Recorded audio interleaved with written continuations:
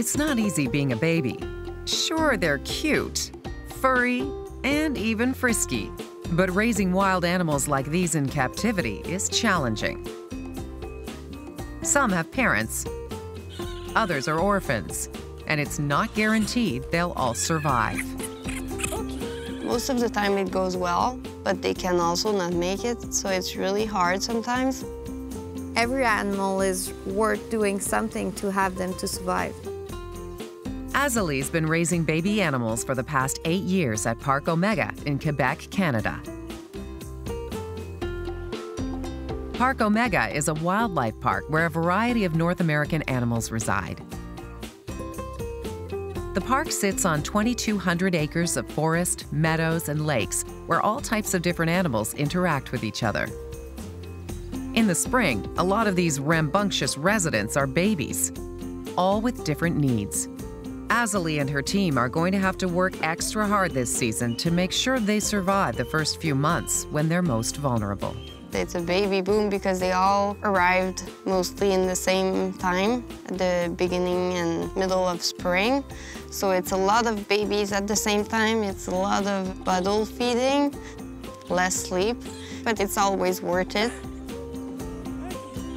Even if it is a bit noisy. The staff knows keeping a baby animal alive is hard work, but they're up for the challenge.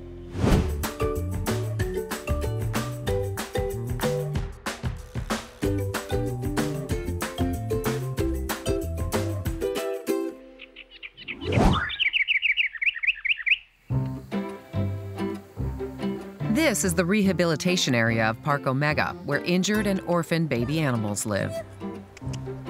We are not always aware that we'll get these animals, so we need to plan where we will put them and what we're gonna do and which kind of milk we need. So it's a lot of preparation, but then we try our best.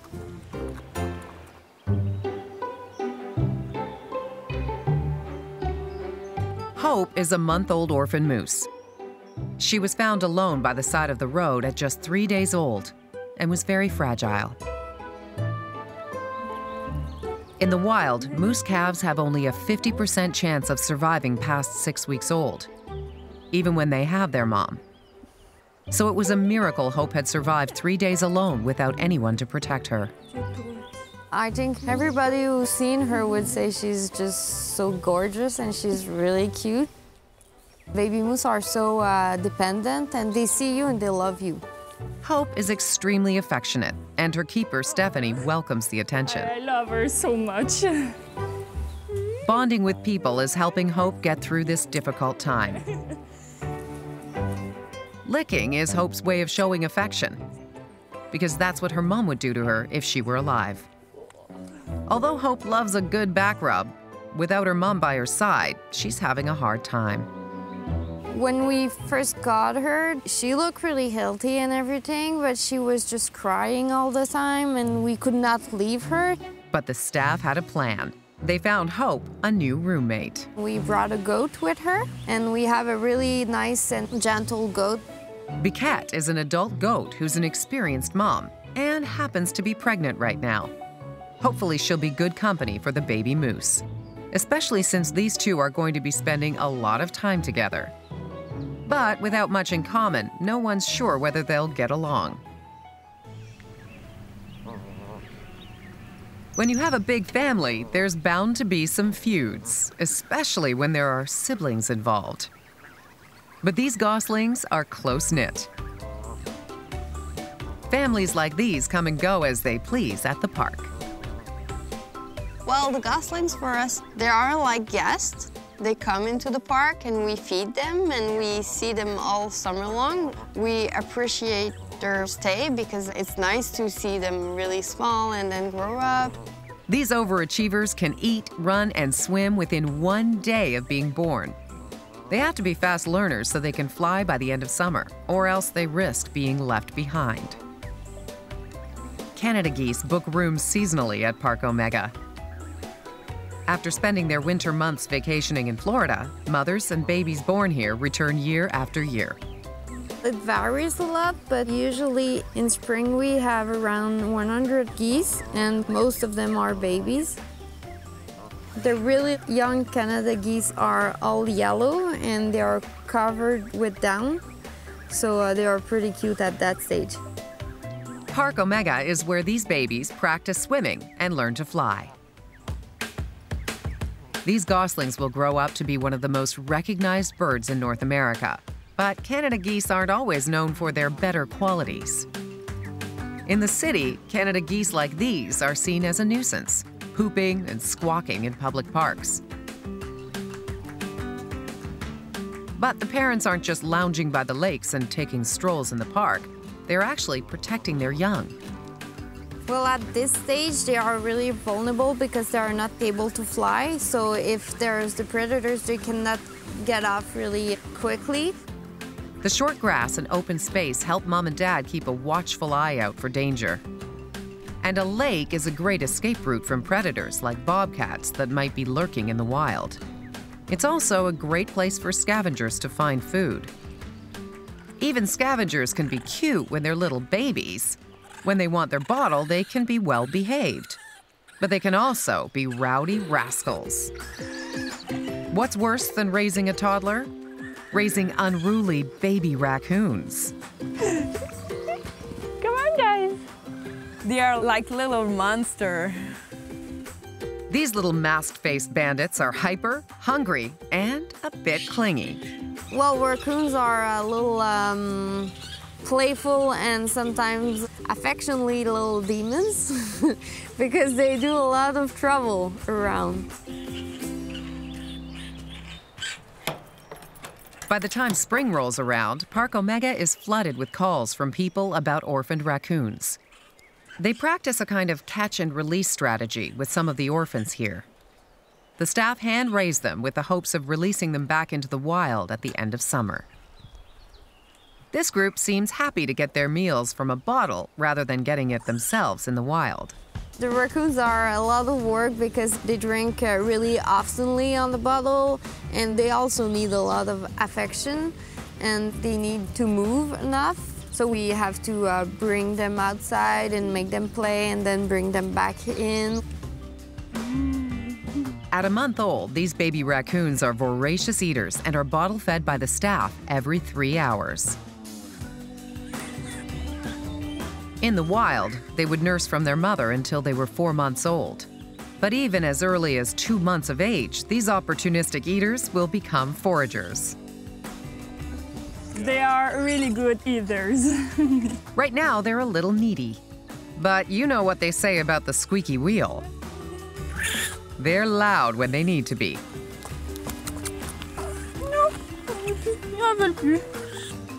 Raccoons have 13 vocalizations. Baby raccoons and their mom exchange 7 of those 13 calls, which tell her they're hungry, cold, or need affection.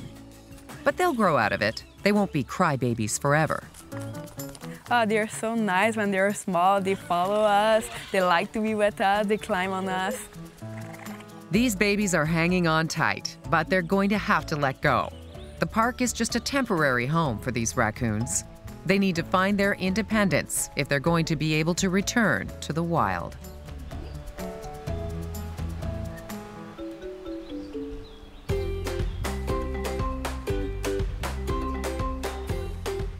Hope and Biquette are getting along great. Sure, they're a bit of an odd couple, but their friendship seems to work. Biquette has even let white-tailed fawns nurse from her.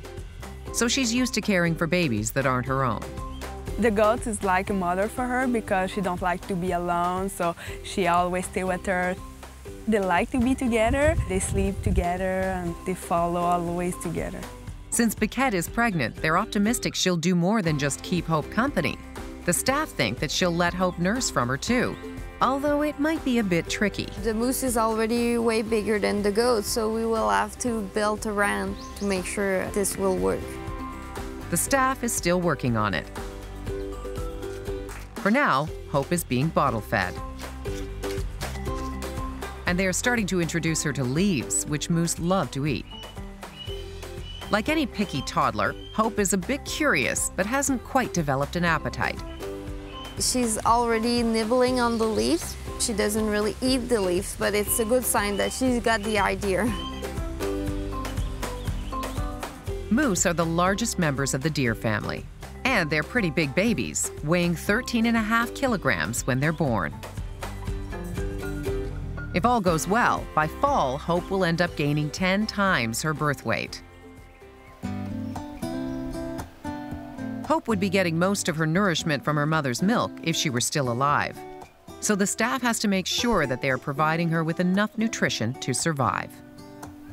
It's pretty hard to raise moose. Moose calves need care around the clock. And if they don't bond with their caretaker during these first few months of life, they'll stop eating and risk not surviving. This summer would be really critical for this baby moose.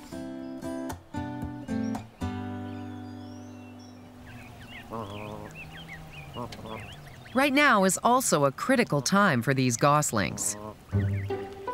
Well, they are pretty self-sufficient, but they won't all survive. So if there are 6 babies, maybe just 4 will survive.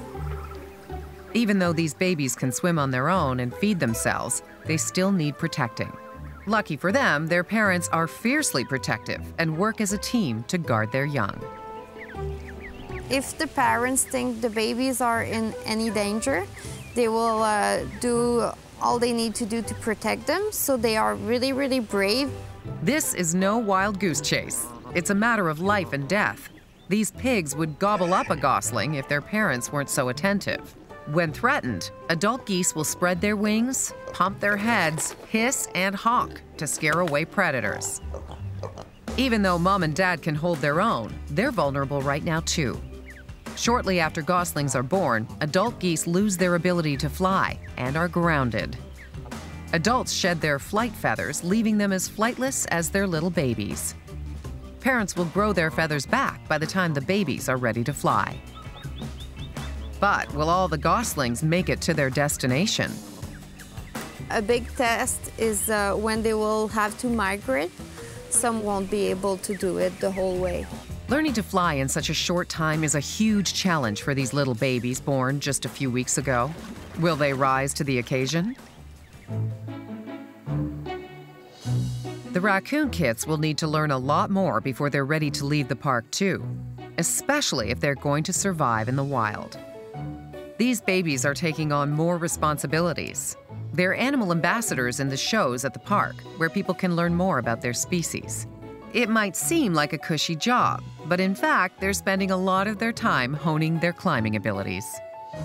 Baby raccoons can start climbing as early as 3 weeks, and it's a good thing they get such an early start. It's really important to them to climb and to climb really quickly because it's the way they need to escape from predators. Sometimes they're not so strong on their feet and sometimes they fall off, but it's a part of learning. And they're starting to get the hang of it. Their tails help them balance, but if they lose their footing, raccoons are able to fall up to 10 meters without being injured. Handy if you fall out of a tree. Their dexterous paws are part of the reason why they're able to climb so fast.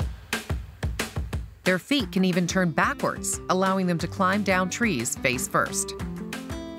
But that's not the only thing their paws are good for. They like to open garbage, they like to open everything, every door. They're really agile, so that's why they're like monsters. While they're not trashing the place just yet, they are starting to use their opposable thumbs to grab things like food. Their front paws are also highly sensitive and can help them find food in the dark, which is perfect for these night owls. These babies are maturing fast, but is it fast enough?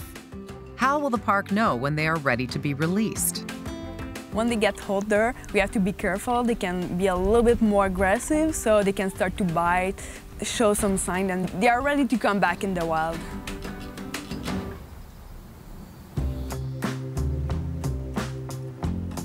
One month later, and the babies have grown up a lot.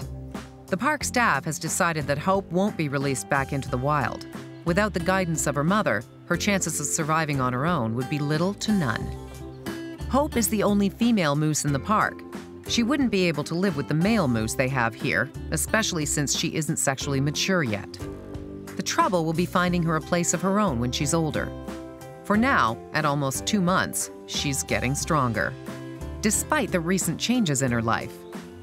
Hope is now a big sister, although she's not really jumping for joy. She doesn't interact so much with the baby goats for playing and everything, not so much at the moment. But the baby goats are just from last week, so it's really new. But they are all sleeping in the same shelter all together. The goat, the moose, and the 2 baby goats. It's cute. Hope is missing the attention she was getting from Biquette. But this mom is doing a great job of performing double duty. The mother's goat is a really, really good mother. She can take care of her babies and take care of Hope in the same time. Despite trying for a couple of weeks, Hope wasn't able to nurse from Biquette. This new mom's too busy feeding her own babies, and they'll demand all of her milk for the next 6 months. They're also very energetic. When these babies grow up, they will be able to jump up to 1.5 meters high. And they're getting a lot of practice, which might take some getting used to for Hope. In spite of having to deal with her new siblings, Hope has really come out of her shell. Hope is doing fine. She's growing really nicely. I think she's not so big, but she's not so small. She started eating leaves already quite a lot, and she's drinking water by herself as well. She's playful. Yeah, she's doing really well. These first 2 months for Hope haven't been easy. It's been hard not having her mom around, but at least she's not alone anymore. She has a new family to keep her company. But not as much company as this family. It's a full house. At 6 weeks, these goslings aren't so little anymore. Right now, the goslings are looking kind of funny, I would say. They are not at their best looking because they are kind of getting rid of the small feather that they had when they were young, but they are not having their full-grown feather yet. They're the perfect nuclear family. Low divorce rates, obedient children, and a safe household. And they're a pretty tight-knit group. Families stick together with the babies sandwiched between mom and dad to keep them safe. They'll even join other groups of geese, with adults taking turns babysitting. But these goslings can't be coddled forever. They're going to have to fly the coop sometime. But will they know how? It's natural for them to fly. They are really followers. So if the parents go there, they'll go there. If the parents run there, they'll run there. And if the parents fly there, they'll fly there.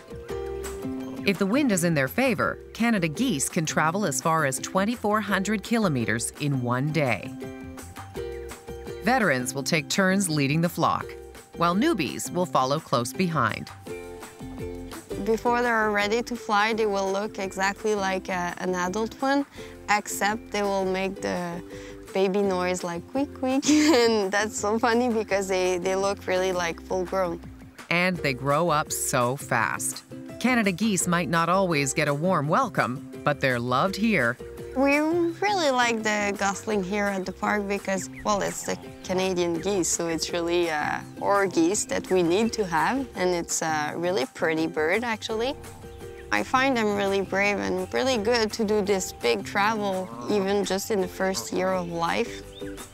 It's always sad when guests leave, especially when you've watched them grow up from a baby to an adult. But they won't be gone for long. By next spring, there'll be another group of gaggles and goslings at the park. Once these three pack their bags, though, they're gone. They are independent. He don't want to stay on us, so it's a sign to release them. It's getting a little crammed for these babies, and they're already starting to show signs that they're ready to leave. Well, usually we know that the raccoons are ready to be released in the wild because they are really quick on the ground. And they have to be. As adults, these baby raccoons will run up to 24 kilometers an hour, which will help them avoid danger in the wild. These raccoon kits will be released close to where they were originally found, outside the park. Parc Omega will strategically release them at a time that gives them the best chance at survival. Well, I usually find it better to release them into the wild at the end of July. They still have a long time to get used to live by themselves into the wild before starting thinking of the hibernation, be preparing for that. During the spring and summer, they'll gorge themselves on insects, fruit, and anything they can get their little paws on. They're not calorie counting, they're packing on the pounds. That extra padding will help them get through the colder months, when they have to face winter alone. When we release the raccoons into the wild, it's always like a mix of feeling. In one hand, we are really happy for them to get the life that they should have, to live into the wild and be a raccoon. And in the other hand, we will miss them, and we always hope that everything will do well for them.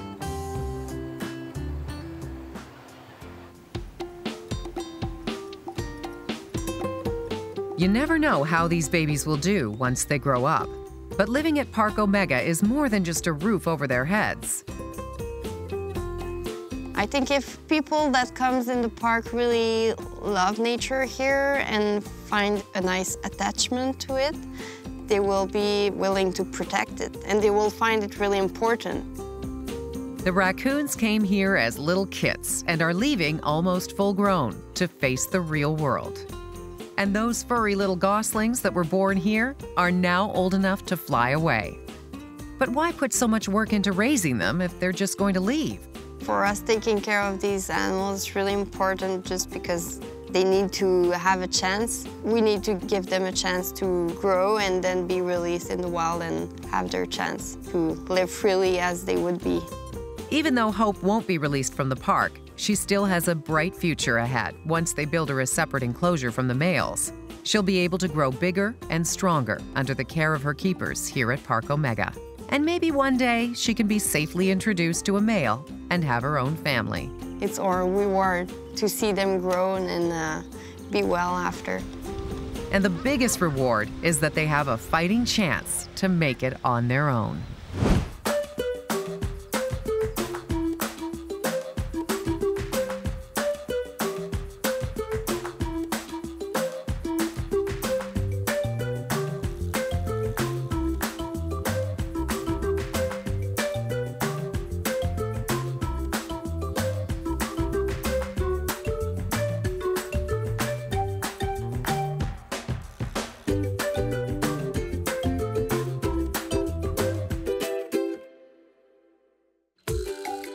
All mammals need care and attention when they're babies. But what happens when mom isn't around to provide that care?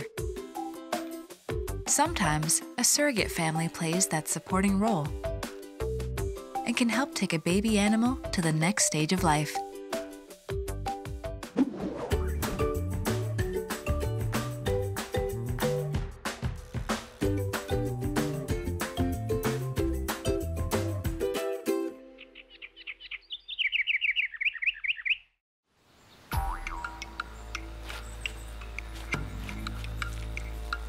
This is Tina.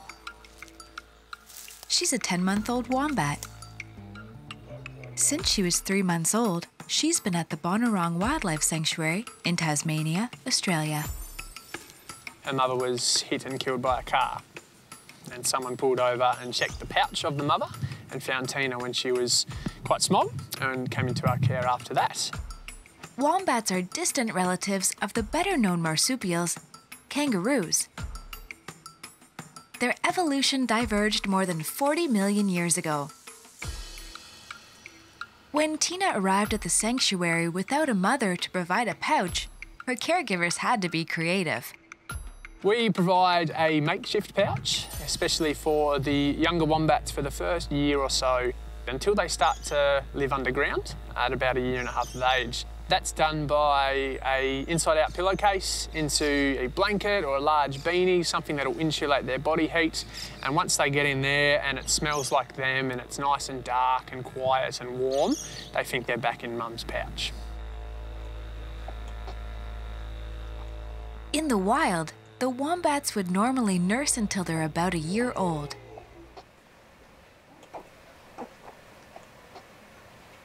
Here, Tina is bottle-fed with a special formula designed to suit her stage of life.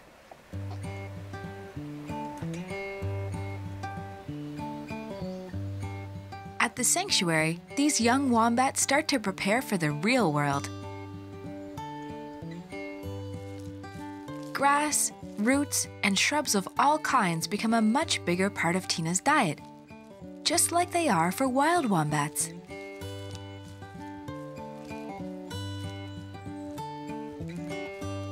Like all wombats, Tina's equipped with some very handy physical traits to help cope with eating tough plants.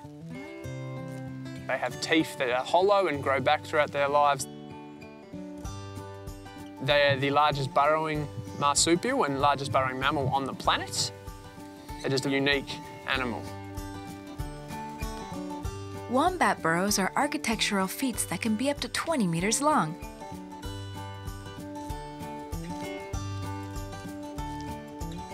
They're often a series of interconnected tunnels that have multiple entrances and exits.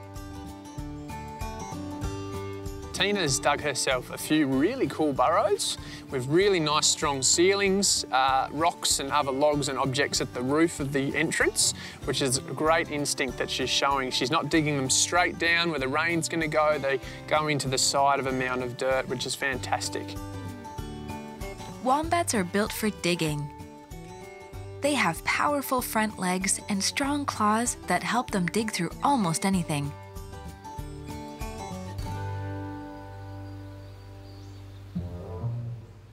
And they have a rather unusual way of keeping unwanted visitors out of their burrows. Tina and old wombats have a cartilage plate on their rear end. It usually is about ½ an inch thick and can be quite large. So they use this as a doorstop. So if they're threatened by a predator, they can run back to the entrance of their burrow, not run inside and hide because they could be followed inside. They'll block it off. And it's not many nerves in this part of the body, so if they're bitten by a predator, it doesn't really cause them any harm. What comes out of a wombat's rear end is also a bit unusual. They have unique poos or scats. It's not circular like with most marsupials, it is square. That's important because they are territorial and solitary. So they do this as a square, so it'll stay in place. Other wombats will see it. And being a square, they can even stack it up like a little pyramid, and that makes it more obvious to other wombats as well. Researchers know bits and pieces. No one's been able to explain 100% why it's square. Tina just keeps going about her business, whatever that might be. As cute and cuddly as she is now, Tina will be considered an adult by the time she's 2 years old. She could be almost 1 meter long and weigh more than 25 kilograms. Her personality will also undergo a dramatic change. In the wild, they turn and get very aggressive and solitary, and they don't like to hang out with their mother anymore. Tina's biological urge to be alone makes her a perfect animal to release back into the wild. So while a lot of other species are released and they still have that instinct of humans provide food and comfort, wombats lose that and don't like us. And because they lose that and they have all their right burrowing and defence instincts, they do very well. Some researchers found that they have a 96% chance of survival on release, which is very, very good for us to know that when we're sending them out there. It's a potential happy ending for this friendly, well, friendly for now at least, wombat.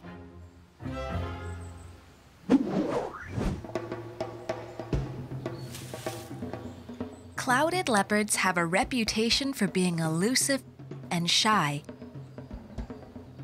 And yet these two cubs seem anything but. That might be because 5-month-old sisters Faith and Hope, born at the Nashville Zoo in Tennessee, are in a new habitat. Their instinct to explore has taken hold. Their long tails, their pretty camouflage, and their non-stop movement make these rare cubs a mesmerizing pair to watch. One of the things that makes clouded leopards so unique is that, first off, a lot of people have never heard of them, but they are one of the most beautiful cats, and they're very charismatic. At their tender age, most cubs would still be with their mother. Although their mom lives at the zoo, clouded leopards can sometimes be aggressive towards their offspring. So these two have a foster family instead. We hand-raise most of our clouded leopard cubs here at the zoo because we lose about half of the cubs that are born if they are left with their mothers naturally. So we hand-raise them and the mortality drops down to near nothing. Clouded leopards are endangered in the wild, but estimates of their population vary because these cats can be so hard to find. One thing is indisputable: they're natural-born climbers. Whether it's in their native Southeast Asia or here in Nashville. As soon as they can, they start to climb. It's not very graceful at first, but it doesn't take them long till they're very adept climbers. It makes sense, since clouded leopards are an arboreal species, meaning they live in the treetops. As a result, the animals have adapted over time in important ways. First is that super long tail. Clouded leopards have one of the most magnificent tails of any cats.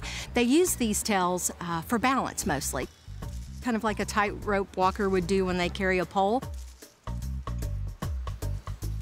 Those short, stubby little legs play a role too. Those give them a low center of gravity, which makes climbing a lot easier. In addition to that, they have really large feet with very sharp claws, which again help with the climbing. And there's one other secret tool they possess. Clouded leopards have a special joint in their back feet, which enables them to climb head first down a tree. It enables their feet to turn and hold on backwards. These flexible ankle joints make them arboreal acrobats. Sometimes. Faith and Hope are trying everything on for size in their new home. Splashing at their watering hole, jumping and pouncing. And then pouncing some more. It's all play now, but that behavior mimics how they would hunt in the wild. They're well equipped to do so. Clouded leopards have the largest canine teeth in proportion to their body size, meaning that their teeth are bigger in their skull than a tiger's are in their skull. A clouded leopard male could have a canine tooth that is anywhere from 2.5 to maybe 3 inches long, which is a very, very long canine tooth. When they were born, Faith and Hope were about 8 centimeters long, the same size as that tooth. Now, several months older, they're filling out quite nicely. Those spots of theirs will change over time, too. As the cats grow, it's almost as if their bodies elongate, and then those spots elongate along with them, giving them that clouded effect. When they're fully mature, these girls will weigh around 15 kilograms each. And by the age of 2, Faith and Hope will be ready to have cubs of their own. For this endangered species, that's promising news. We don't know a whole lot about clouded leopard behavior in the wild. There have been so few of them studied. They're very elusive, they're extremely hard to find, and most of what we know about them we're learning from zoos. For example, researchers have determined that clouded leopards are not leopards at all, but instead belong to the same group of big cats that includes lions and jaguars.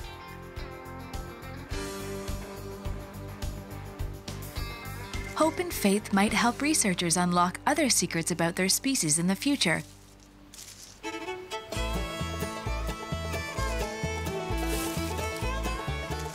But for now, they're just having fun.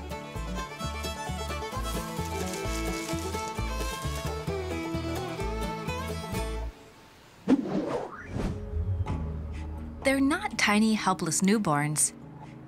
But by polar bear standards, brothers Eli and York are still infants. They were born in the Arctic, but were facing a grim future. That is, until the Assiniboine Zoo in Winnipeg, Manitoba, stepped in to save them. What happened is their mom was accidentally injured and ultimately died of her injuries. These two cubs were around 11 months of age at the time, so they were not old enough to survive on their own. So we went up north and we brought the bears down. Eli and York will never have a mother to guide them.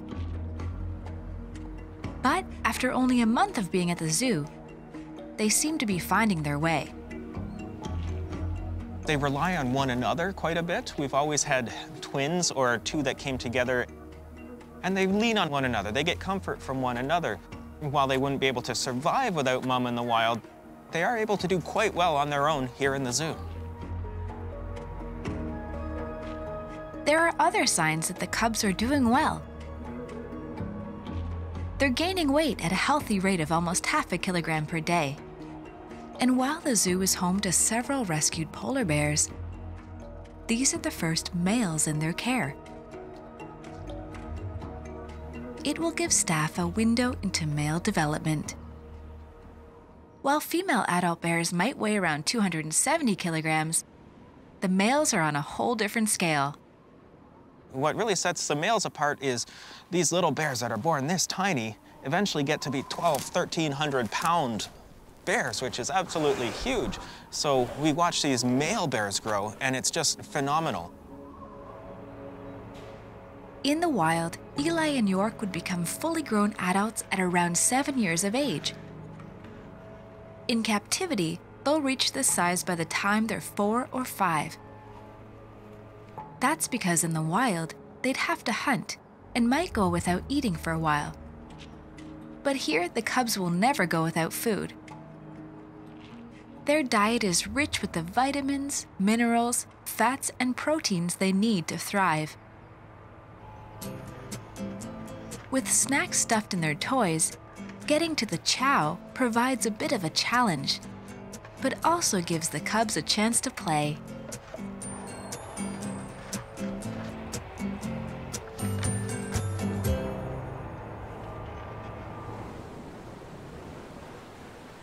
But it's much harder work to find food in the Arctic. Polar bears will swim in the open ocean in search of prey. Big paddle-like front paws and partially webbed toes make them great swimmers. A layer of fat and their thick, oily skin protects them in cold Arctic waters. Polar bears occasionally hunt young walrus and small whales, but their diet is almost exclusively seals. Polar bears are highly evolved to eat seals. At the zoo, our polar bears get a ground meat sort of diet and whole fish. In the wild, Eli and York's exceptional sense of smell would help them hunt. Scientists believe polar bears can smell a seal from several kilometers away. Polar bears also have amazing patience. In the winter months, wild bears stake out breathing holes in the sea ice, waiting until seals poke their heads out. That's a time of year that they're really geared up to eat a lot of seals and put on a lot of weight to get them through the summer months when they're not eating and not able to find any food. So during that summertime, bears, polar bears in particular, are slower, and they slow down. They rest, they relax, they conserve their energy.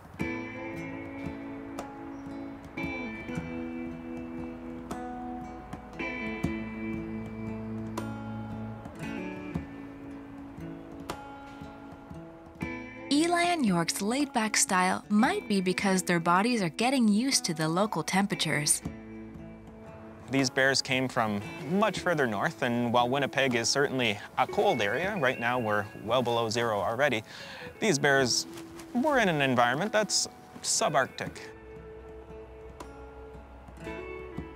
So those polar bears are just chilling out, trying to get rid of a little bit of extra heat because it's a little bit warmer than they're used to. Eli and York are getting comfortable in their new environment. And once they're bigger, they will meet other bears. Polar bears in the wild are solitary, but they do spend time interacting with one another, even if it's simply smelling that another polar bear has been in the area, or at times playing with one another. Here in the zoo, we find that they really do enjoy each other's company. They play, they interact, and they don't have to compete over anything. They really tend to get along quite well.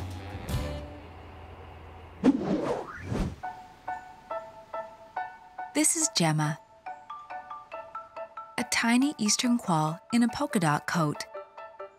She arrived at the Bonorong Wildlife Sanctuary in Tasmania, Australia, after being orphaned at just 2 months of age. Eastern quolls used to live throughout Australia, but these marsupials became extinct on the mainland in the early 1960s. Now they're only found on Tasmania. Despite Gemma's youth, she's already been given an important mission in life. Gemma will help reintroduce eastern quolls to mainland Australia for the first time in more than 50 years. But all that lies in the future. Right now, she's still a baby, and she needs plenty of attention from her keepers at the sanctuary. Gemma, so she's one that came into us after being injured in the wild. It's one of the most astonishing things about all marsupials is how small they are when they're born, and eastern quolls really take this to a whole new level. So if we're looking at their size, you're looking at sort of 1.5 grains of rice, potentially, in size. So you're looking at this tiny thing, literally about this big. Now that Gemma is 4 months old, she's bigger and stronger, and she's taking her first steps towards independence. She's being weaned off baby formula, and she's starting to eat like a wild adult quoll. Our quolls get a real variety of food, ranging from different sorts of meats, from chicken to fish to even some wallaby and things that they'd find in the wild.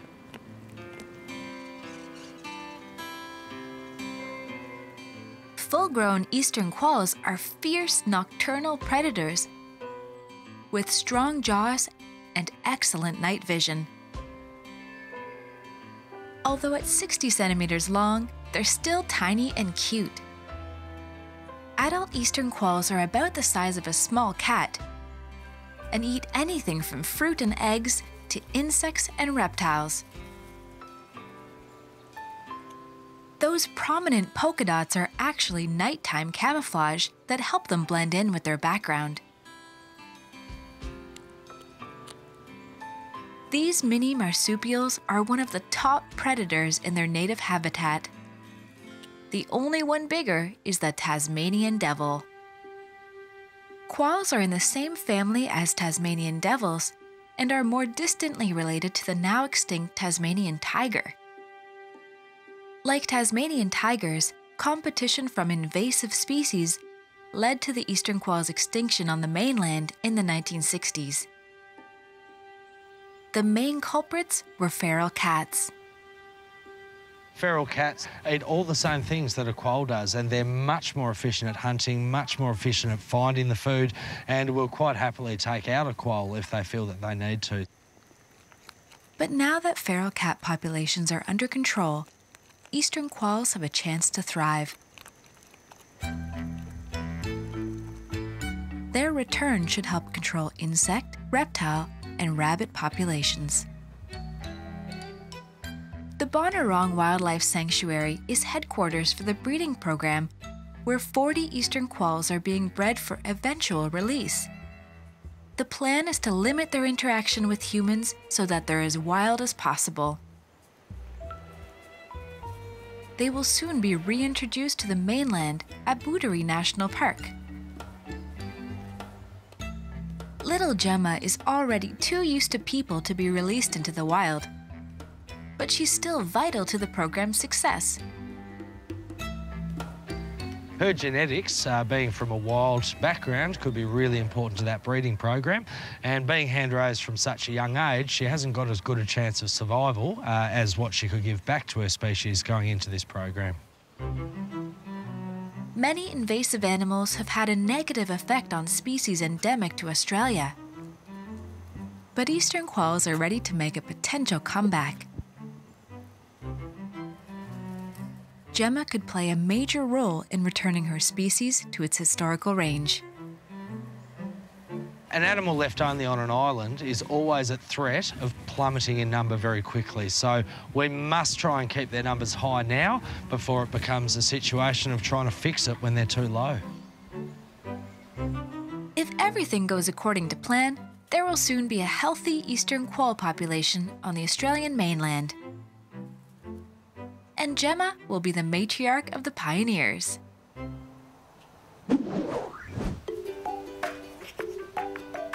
These baby animals faced a future without a mom.